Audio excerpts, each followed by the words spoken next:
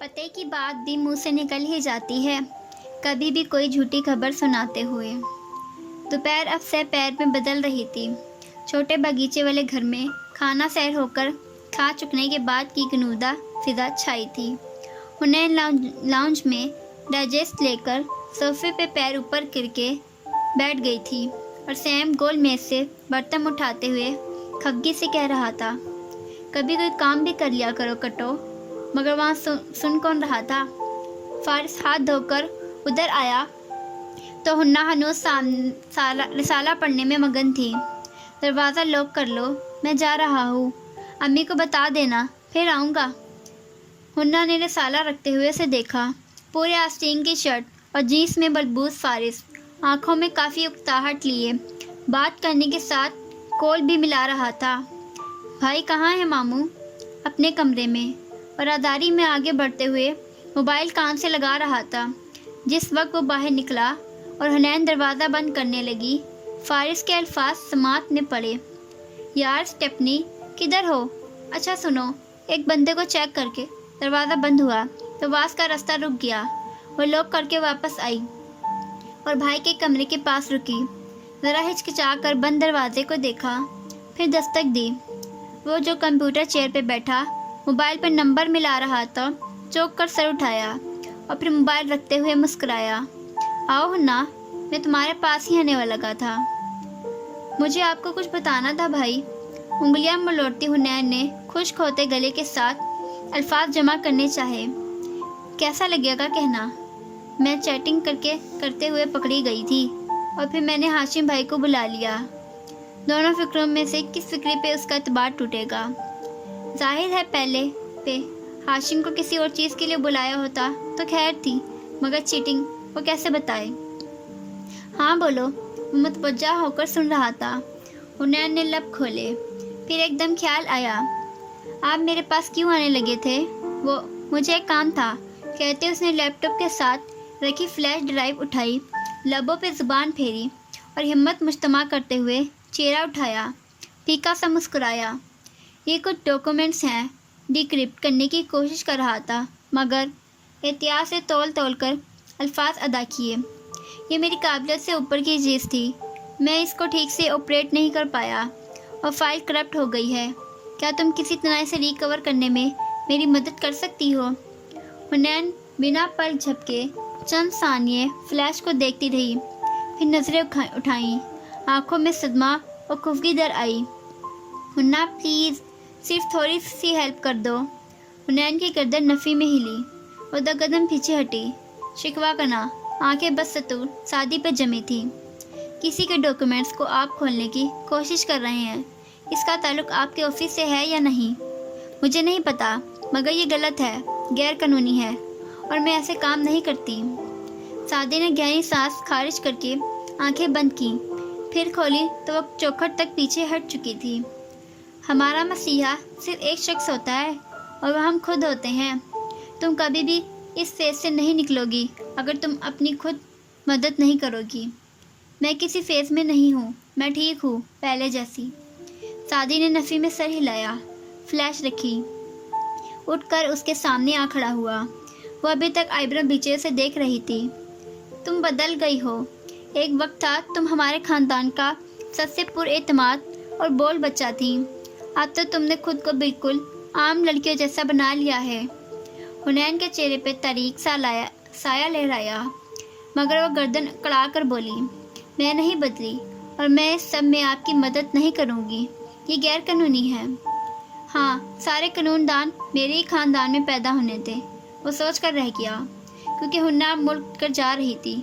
اس کے کان سرخ تھے اور آنکھوں میں شدید بے بسی بھرا غصہ تھا۔ بھائی جانتا تھا وہ اب کمپیوٹر استعمال نہیں کرتی۔ اس نے 1.5 سال پہلے لانچ کی کمپیوٹر چیئر بھائی کے کمرے میں شفٹ کر دی تھی۔ کمپیوٹر اچھے نہیں ہوتے اور اس کے لیے تو بالکل بھی نہیں، تو وہ کس طرح ایسی بات کہہ سکتا تھا؟ پتہ ہے آج مجھے سمر نے کیا کہا؟ وہ جاتے جاتے رکی، یہ کہ انہیں ماموں کی بے گناہی کا یقین آ گیا ہے، وہ اپنے تمام الزامات واپس لیتی ہیں۔ وہ کہتے ہوئے خود بھی الجھا تھا، کچھ کھٹک رہا تھا۔ حنین جھٹکے سے واپس پلٹی، یہ پھپھو نے کہا۔ سعدی نے اس بات میں سر ہلا دیا۔ حنین کے لب بھیج گئے، آنکھوں میں ناگواری در آئی۔ تو آپ نے آگے سے کیا کہا؟ میں کیا کہتا؟ کم از کم اتنا تو پوچھ سکتے تھے کہ وہ جھوٹ کیوں بول رہی ہیں۔ جھوٹ؟ سعدی کو دھچکا لگا۔ وہ جھوٹ بول رہی ہیں۔ وہ اتنی جلدی اور اتنے آرام سے اپنا ذہن نہیں بدلتی۔ میں ان کو جانتی ہوں۔ زمر جھوٹ نہیں بولتی۔ اوکے، مگر وہ وکیل ہیں، انہوں نے الفاظ کا محتاط چناؤ کیا ہوگا۔ یقیناً وہ اداکاری کر رہی ہیں۔ تم اتنی جلدی ان کے بارے میں اتنی منفی کیوں ہو جاتی ہو ہنا؟ کیا پتہ ان کو واقعی اسے دکھ ہوا تھا۔ میں ان کو جانتی ہوں، وہ بغیر کسی وجہ کے اتنی بڑی بات نہیں کہہ سکتی۔ پتہ نہیں وہ کیا سوچ رہی ہیں۔ وہ ناگواری اور غصے سے کہتی باہر نکل گئی۔ سعدی نے افسوس سے سر جھٹکا۔ وہ دونوں اس کو جتنی پیاری تھیں، اتنی ہی وہ ایک دوسرے سے دور تھیں۔ وہ بے دلی سے واپس کرسی پر ٹھہر سا گیا۔ 2 انگلیوں سے میں فلیش اٹھا کر دیکھی۔ آج 8واں دن تھا ناکامی کا، اور وہ کیا کرے گا؟ کیسے ثبوت لے کر فارس اور زمر کے پاس جائے؟ اس کے پاس انتقام اور انصاف کا ایک منصوبہ تھا، مگر اس کو فارس اور زمر کی مدد چاہیے تھی۔ اکیلی چوٹی کچھ نہیں کر سکتی تھی۔ باہر حنین بڑبڑاتی ہوئی واپس صوفے پہ دھپ آ بیٹھی۔ ایسے بیٹھتی ہوں، لگتا ہے زلزلہ آ رہا ہے۔ قریب بیٹھے سیم نے رسالے سے سر نکال کر ناگواری سے تذکرہ کیا، مگر اس نے سنے بغیر سر جھٹکا۔ پھر ذہن کی روح بھٹک گئی، غصہ اداسی میں بدل گیا۔ سیم، ایک بات بتاؤ، اس نے کھوئے کھوئے لہجے میں پکارا۔ کیا میں واقعی بدل گئی ہوں؟ کب سے؟ وہ حیران ہوا۔ 1.5 سال سے، اس نے سوچا، مگر سیم کو کیا بتائے؟ جب سے میں نے BA میں ایڈمیشن لیا ہے۔ ہاں، وہ سوچنے لگا۔ نہیں تو؟ اب بھی تم اتنا ہی کھاتی ہو، ویسے ہی مذاق کرتی ہو، میرے ساتھ اسی طرح لڑتی ہو، اور جب میرے دوست مجھے کچھ کہیں تو ان سے لڑنے بھی اسی طرح پہنچ جاتی ہو۔ تم تو ویسی ہی ہو۔ اچھا؟ وہ ہلکا سا ہنس دی۔ سیم پہ تھوڑا سا پیار آیا، مگر ظاہر کے بنا اس نے کشن اٹھا کر گود میں رکھا اور ادھر ادھر ہاتھ مارا۔ رسالہ غائب۔ وہ حیرت اور پریشانی سے اٹھ کر ڈھونڈنے لگی، پھر چوک کر سیم کو دیکھا۔ تم ڈائجسٹ پڑھ رہے ہو؟ کس نے اجازت دی تمہیں؟ ہاں؟ لپک کر صوفے تلے سے جوتا اٹھایا۔ آنے دو آج امی کو، میں نے تمہارا حشر نہ کروایا تو دیکھنا۔ اس سے پہلے کہ وہ غصے سے اس پہ جھپٹتی، سیم چھلانگ مار کر چوکھٹ تک گیا اور پھر غائب۔ نین تیز سے لال سرخ ہوتی جوتا لیے اس کے پیچھے بھاگی۔ یہ موٹا آلوچ آج بچے گا نہیں۔ لگا ہو دل تو خیالات کب بدلتے ہیں، یہ انقلاب تو ایک بے دلی سے ملتے ہیں۔ شام ایک ٹھنڈی سی چھایا کے ساتھ کسرے کاردار پہ اتر رہی تھی۔ لاؤنج کی دیوار غیر فرانسیسی کھڑکیوں سے باہر کا سبزہ زار جھلک رہا تھا۔ کونے میں 2 کرسیاں ساتھ ساتھ رکھی تھیں، دونوں کے بازوؤں کے درمیان گلدستے والی چھوٹی میز تھی۔ ایک کرسی پہ جواہرات تھی، بال جوڑے میں، کونی کرسی کے ہتھ پہ اور چہرے پہ مسکراہٹ لیے وہ اپنی مہمان کو دیکھ رہی تھی۔ وہ مہمانوں کو سامنے بٹھانے کی بجائے برابر کرسی پہ بٹھایا کرتی۔ اسے گردن بائیں طرف موڑ کر مہمان کو دیکھنا زیادہ پسند تھا۔ گئے برسوں میں اس کرسی پہ سعدی اکثر آ کر بیٹھتا تھا۔ اب کبھی کبھی ادھر زمر ہوتی، آج بھی وہی تھی۔ کپ کے منہ پہ انگلی پھیرتی اور ٹانگ پہ ٹانگ جمائے سنجیدگی سے بیٹھی تھی۔ بنا مسکراہٹ کے بھوری آنکھیں اور کیچن میں ہاف بندھے گھنگریالے بال جو سمیٹ کر ایک طرف کر دیے تھے، دوپٹہ گردن میں لپیٹ کر 2 پلو سامنے کر رکھے تھے۔ کیا تم پچھتا رہی ہو؟ جواہرات اس کے تاثرات دیکھ رہی تھی۔ ہرگز نہیں، بلکہ میں ذہنی طور پہ تیار ہوں۔ یہ اذیت ناک ہوگا، جس سے نفرت کی جائے اس سے شادی۔ جواہرات نے جھرجھری لے کر انگلی سے گال تک آئے بال ہٹائے۔ زبر نے کپ اٹھایا کر گھونٹ بھرا۔ میں بہت اذیت سے گزری ہوں، اور سب سے زیادہ تکلیف دہ بے اعتباری تھی۔ کپ نیچے کر کے وہ کھڑکی کی طرف دیکھنے لگی۔ یہاں سبزہ زار دکھائی دیتا، انیکسی اقبی طرف تھا، ادھر سے دکھائی نہ دیتی۔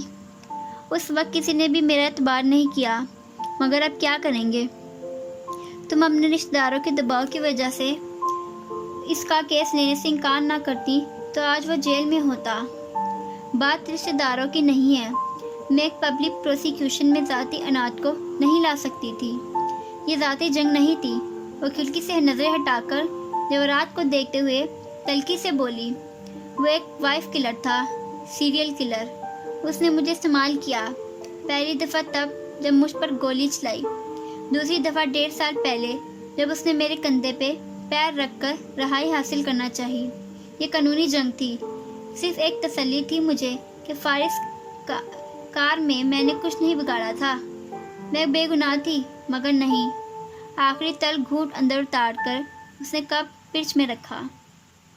وہ مجھ سے انتقام لے رہا تھا۔ یہ گاز سے ہی ذاتی جنگ تھی۔ شروع اس نے کی، ختم میں کروں گی۔ اس نے آگے ہو کر پیالی واپس ٹرالی میں رکھ دی۔ مگر تم کرو گی کیا؟ شادی کر کے تمہیں کیا فائدہ ہوگا؟ نہیں مسز کاردار۔ زمر نے گہری سانس خارج کی اور نفی میں سر ہلایا۔ میں اور آپ محرم راز نہیں ہیں۔ میں نے مدد مانگی تھی، لاحیلہ عمل بتانے کا وعدہ نہیں کیا تھا۔ جواہرات نے مسکرا کر سر جھٹکا۔ تم یہ کہہ رہی ہو کہ تمہیں مجھ پہ اعتبار نہیں ہے؟ مدد کی حد تک جی ہے، مگر اپنے پلانس میں خود تک ہی محدود رکھتی ہوں۔ وہ سر سا مسکرائی۔ جواہرات نے اس بات میں گردن کو جنبش دی۔ تمہاری مرضی۔ بہرحال میں اپنا وعدہ پورا کروں گی۔ تم نے اس سے شادی کرنی ہے، میں کروا دوں گی، اور کل میں تمہارے والد سے ملنے آؤں گی۔ شور۔ اس نے کندھے اچکا دیے۔ کیا تم جاننا چاہتی ہو کہ میں کیسے کروں گی؟ نہیں، میں قدرتی طریقے سے حیران ہونا پسند کروں گی۔ وہ رکی۔ آپ کو اس سے کیا ملے گا؟ کس سے؟ ہم دونوں جانتے ہیں کہ آپ میری مدد اپنے فائدے کے لیے کر رہی ہیں۔ اگر ایسا نہ ہوتا تو آپ کبھی میرا ساتھ نہ دیتی۔ جواہرات ہلکا سا ہنس دی۔ فارس کے قانونی شیئرز ہیں ہماری جائیداد میں۔ جب تک وہ دوسری چیزوں میں الجھا رہے، میرا کاروبار محفوظ رہے گا۔ مگر تم یہ جانتی ہو کہ میں تمہیں استعمال کر رہی ہوں، تو میرا ساتھ کیوں دے رہی ہو؟ تاکہ آپ کو واپس استعمال کر سکوں۔ وہ مسکرا کر اٹھی، پرس کی اسٹریپ کندھے پہ لٹکائی۔ آخری بات جو مجھے کہنی تھی، میں تیار ہوں۔ میں بھی۔ ایئرنگ پہ انگلی پھیرتے ہوئے جواہرات مسکرائی۔